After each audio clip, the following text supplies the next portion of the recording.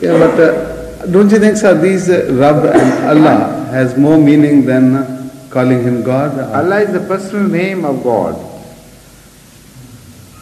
Allah is the personal name of God. When you translate that word into English, God is the nearest equivalent to Allah. Now, meaning is always attributed to a derivative noun. A noun which is not derivative is supposed to be just a name, a noun, without any meaning. Or if there are meaning, they don't mean as far as that name is concerned. That is the name of a person.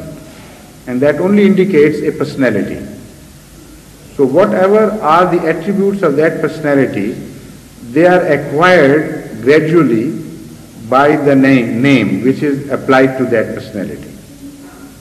So ultimately, although the name may mean a completely different thing, but it acquires something of the personality of the person to which it is attached. So in this way, Allah, the word Allah could be meaningful because Allah, the word Allah has been described by various attributes.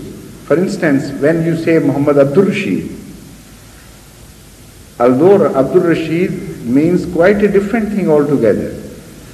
But here, those people who have been coming here, when I say Muhammad Abdul Rashid, they would immediately begin to smile. While there is nothing in the word Abdul Rashid to make them smile. Because the word Abdul Rashid has acquired a certain characteristic which belongs to you.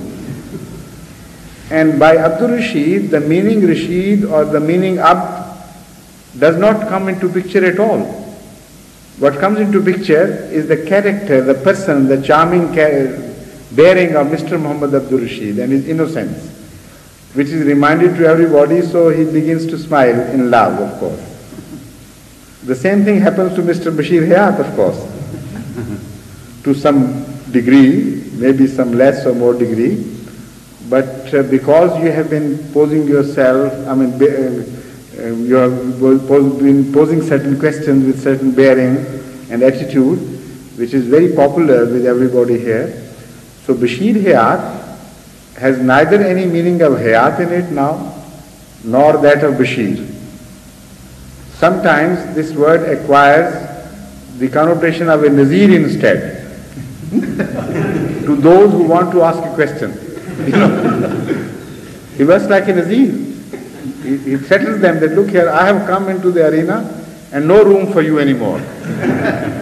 So that the word Bashir Hayat, although it has some meaning of its own, yet the acquired meaning are those of being attached to the personality.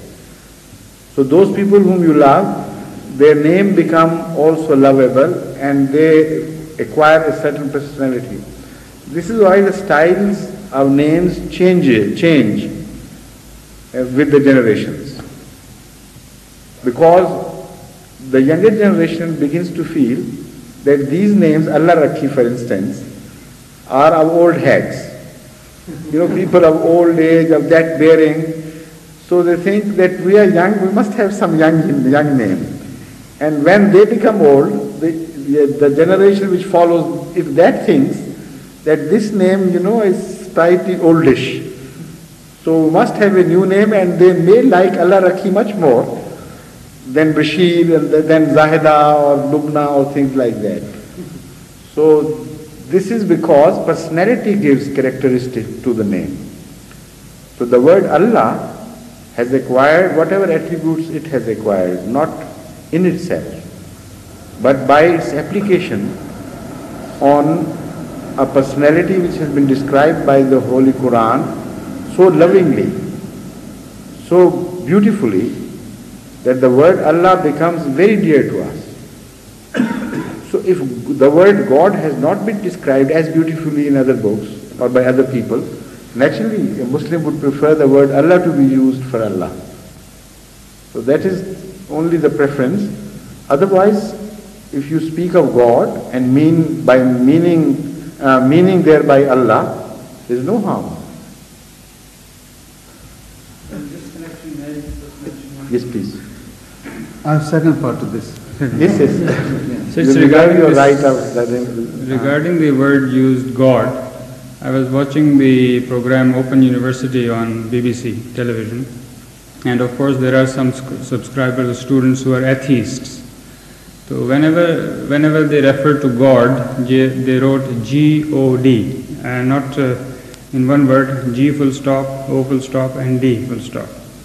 And then they referred as generator of diversities.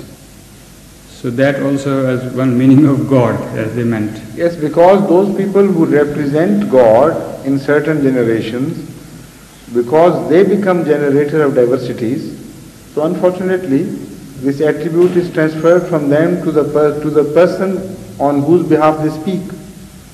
So these poor younger generations are not to be blamed as much as the fathers of their church, who actually became generators of diversities. And because they claimed they were speaking from God, so their God also became the generator of diversities. So second question on this same part is we use it. No, it has not become No, the it's same second part question. of the Sir. same question. It's same question. It says the second question on the same part. Well, we can come back if you allow me. Is this, we use the word Maulana. Fine? We use the word Maulana very often in our Maulana, talk. not Maulana. Maulana. Yeah, what's the difference? This is what I was. Fine. You see, we say Anta Maulana Fansuna Alal Qawmil Kafirin. And we use it so loosely. I'm not The really. difference I have already spoken about.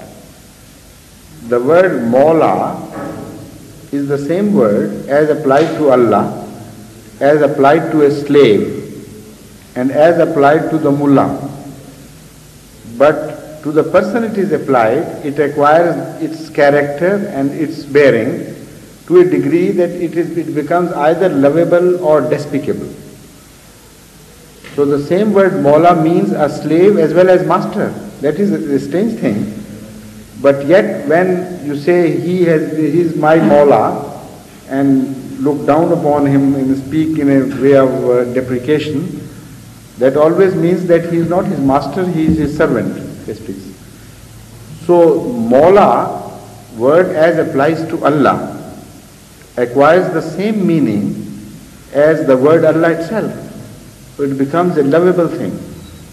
And when it is applies to the ulama, again it goes on changing its meaning from time to time. There are certain ulama who are highly lovable in their character, who are godly, God-fearing, honest, well-meaning, and highly scholarly. In whichever age such ulama are found, they are to be highly respected.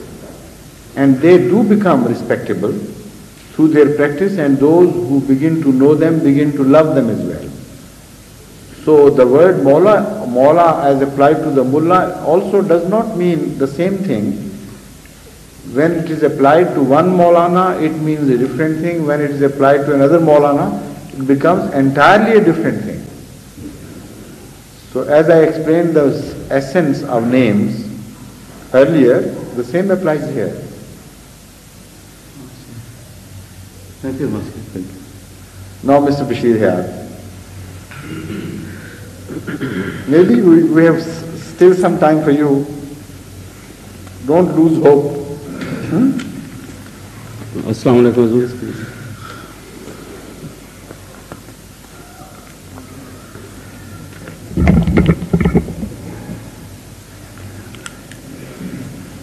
Can you shift slightly to the left?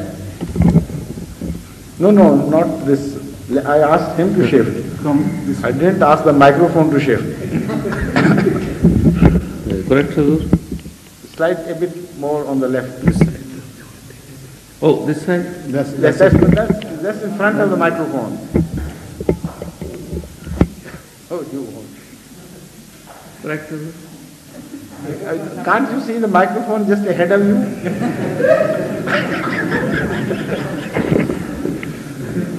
That's very interesting. Yes, that's all right. This will do, I hope. Yes. Assalamu alaikum. Gardens and vineyards are of two kinds, physical and spiritual. Physical garden